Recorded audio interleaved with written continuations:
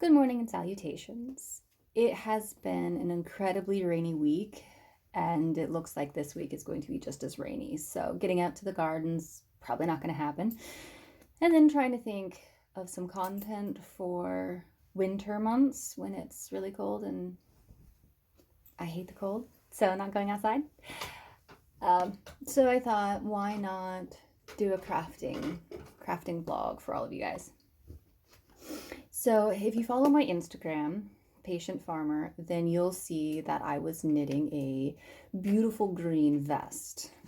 I got all the way done with it, started putting on the ribbing around the collar, and realized, wait, this is incredibly wide. Why is this so big? I busted out my tape measure and redid my gauge and found out I've doubled the size of it. So it's not going to work for the person it's for. So, I frogged the whole thing. Hours, weeks, days of work. And I frogged it all. Turns out I was using a needle size too big for the vest. So, I don't remember snipping my yarn, but I have a bunch of tiny little pieces. So I'm re-gauging, or actually I should say gauging the first time, because this is the second time I've knit this vest for this person. Hopefully she's not watching. And I thought I had it. I'm like, same needles, same yarn, just different color. Of course I've got this, and just cast on and go. That'll teach me to swatch before I go. Side note, sorry about the horrible lighting. It's dark and dreary. My window's open, but you know, it's dark and dreary. So I'm gonna swatch, make sure I have it, and start again. Cross your fingers. Then and besides that, I did manage to finish one of the adorable little vests with working pockets. I'm super happy with this. Super crazy happy. This is for my little nephew. Him and Daddy are gonna have matching ones. Maybe I shouldn't have said that. But I am starting to tag everything that I make. Why is everybody playing with my yarn? With my branding, my new branding stick. So, my beautiful Heat brand. I don't know if you can see it. Not really. That's upside down anyway. There we go. But I'm in love with it. It's supposed to be a heat brand. So I get this bad boy hot and then put it on leather or wood. But I don't have leather tags right now. I only have fabric in my house. I could do wood, but I want it permanent and I want it comfortable. So I've got fabric tags. Let me get one.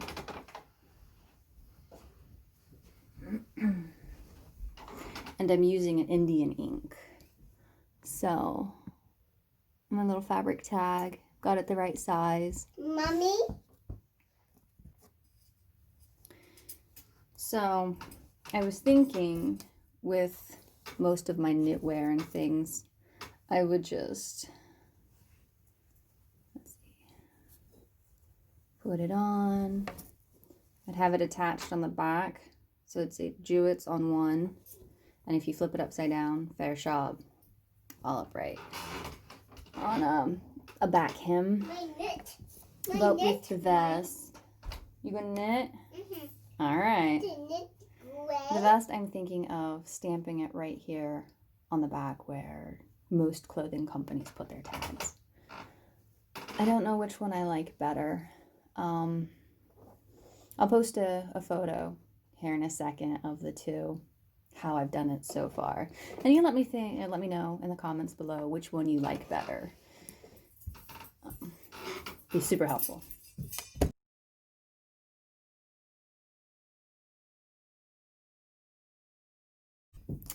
So, in my frustration with the vest, I stuck it in timeout for a few days and started working on my own Christmas gift from my husband. And yeah, huge. Now that looks like a great big square neck. It's not going to be. The SketchUp he gave me of how he wants this to look is freaking awesome. We even have a name for this pattern because I'm going to be writing it out as I'm knitting it. So there will be opportunity to test knit if anybody wants an oversized hoodie, which is basically what it's going to be. But I've got the rib stitch right here. It's coming out great. And then look at the size of those trunks. That is 1 inch a stitch. It's like 1.5 a row, but it's 1 inch a stitch. And I'm using this bad boy. Ew, that's backwards. Anyway, that says Velux Jumbo. It's a Lion brand. I'm guessing since it's brand new at Joann's and it is not being restocked because I bought both these colors, Dragonfly and Asphalt. I literally pulled all of them off their shelves to do this sweater, and I still need more than double what I got. What? You gotta hand them to me, baby. Hold on a second. Oh no, it works. You got this. My son is using the proper needles to knit my gray. Or, you know, slight temperature.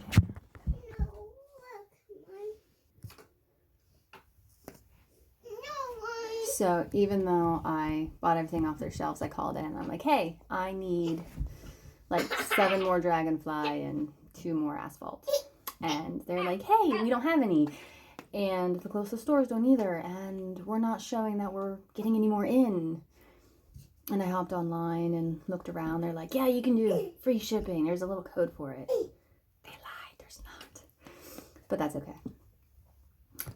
That'll work. But this yarn, number 7, Jumbo. It is machine washable, lie flat to dry.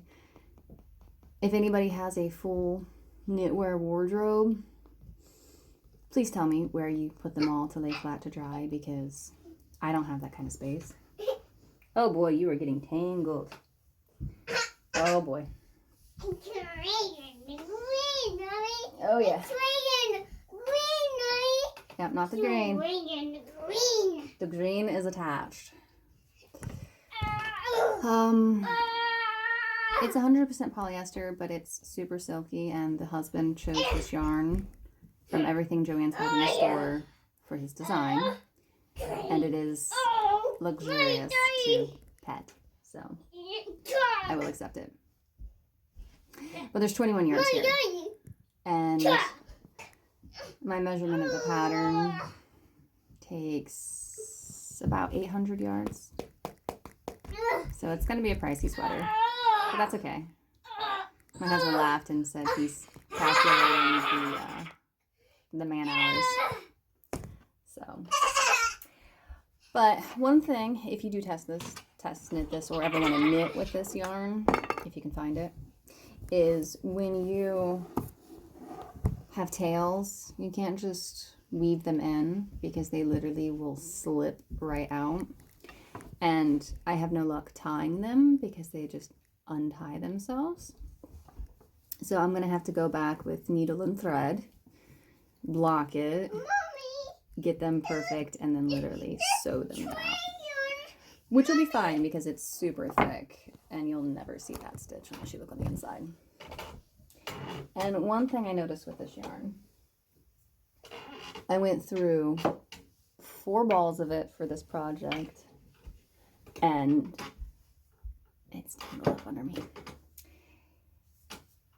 And disappointingly enough, 2 of them now have come pre-tied. I mean, like, this is the end of the yarn and the manufacturer has tied it. So I'm gonna untie them because I don't want this knot in front of my work, so I'm gonna control where this break is. Oh, you got chocolate on your shirt. Mommy will have to wash that. It's okay. So that's disappointing. I get super frustrated when I see this in any yarn. I don't care if it's cheap polyester yarn or not so cheap polyester yarn. But what can I do? Another thing to note about this yarn is it takes some practice to get used to working with. It is a tube and it's remarkably stretchy, but it's hard to keep a steady tension. So swatch a few times and get the hang of it. And it does curl. Being polyester, I don't see blocking really fixing that. I've not had luck blocking, fixing curling. And if it does fix it, it fixes it temporarily until you wash the first time or a foggy day. So this project will have ribbing on all my edges, which is fine. I don't mind ribbing. You're what? But that's my excited project. I whipped this whole front panel out in a day. That makes it sound like a long time, but literally in a couple of hours. So I have to wait now for the yarn to come in. But yeah. So I have a few other things I'm doing. Let's look around.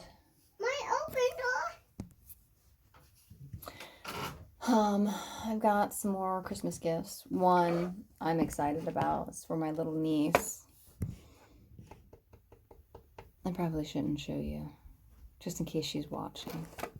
I doubt she's watching. I mean, my family doesn't watch these things unless I send them specific videos of my child.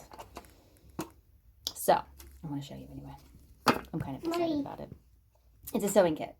My sister told me that my niece wants to learn how to sew. So, I got excited, of course, because I like to sew. So, I have a bunch of pins, because you always need pins.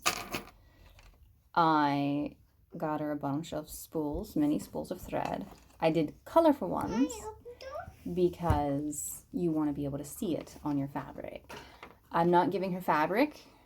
I'm going to give her a gift card to go pick out her own fabric. That way she can choose.